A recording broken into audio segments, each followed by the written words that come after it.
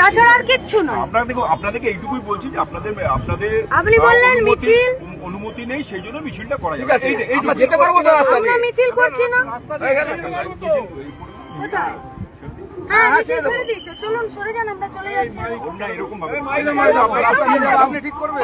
Team, পুরোটাই team. আপনার মিছিল ঠিক আছে, কাকে আমরা বলে, যাচ্ছি মিছিল তাহলে। কাকে বলে না? আমরা আমাদের মতন করে যাই, চলো। মিছিল কাকে বলে, মিছিল কাকে বলে না? মাইক ঝান্ডা বাদ দিতে হবে, যাবো। এটা আমার অধিকার আছে। আপনারাই তো আপনার গোটা প্রসিডিওরটা কি জানেন তো? এই নেতৃত্বদের নামে একটা কেস দেবার, আর অন্য কিচ্ছু না। আমরা তৃণমূলের সরকার দেখেছি, আর আমরা বিজেপির সরকারও দেখছি।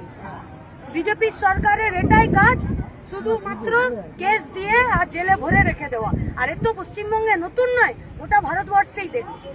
আপনি মিছিল করতে মানা করেছেন, মলয়টা আপনি ইয়েটা বন্ধ করেছেন, মাইক বন্ধ করেছেন। এবার যেতে দেখুন, আমাদের সঙ্গে করবেন না। আপনি দাঁড়িয়ে থাকতে চাইলে আমরাও এখানে আমরা তো আপনাকে অন ক্যামেরা বললাম যে আমরা মিছিল করছি না, এর চেয়ে বড় ইয়ে কি আপনার? আমরা রাত 12টা অবধি দাঁড়িয়ে থাকতে পারি। আপনি রাত 12টা অবধি দাঁড়িয়ে থাকবেন তো? থাকবেন না। 10টা মিনিট পরে আপনি আমাদেরকে তুলবেন, না তুলে নিয়ে একটা কেস দেবেন বাজে। আসলে তো উদ্দেশ্য তাই আপনার, এছাড়া তো আপনার কোনো উদ্দেশ্য নেই। আপনি মিছিল আটকাতে চান, মিছিল আটকানোর আপনার প্রভিশন কোথায় আইনিগত? আপনাদের কোনো অনুমতি নেই, আপনাদের মিছিল করার অনুমতি নেই। আমরা মিছিল করছি না, আমরা মিছিল করছি না, বলে তো বলে দিলাম। দিলাম তো আপনাকে, এতবার বলতে হবে? আমরা এদিকে যাবো তো, আমি যাবো এদিকে। হ্যাঁ, ঠিক করবোটা আছে, কি? চলো। শেষ করার কি আছে?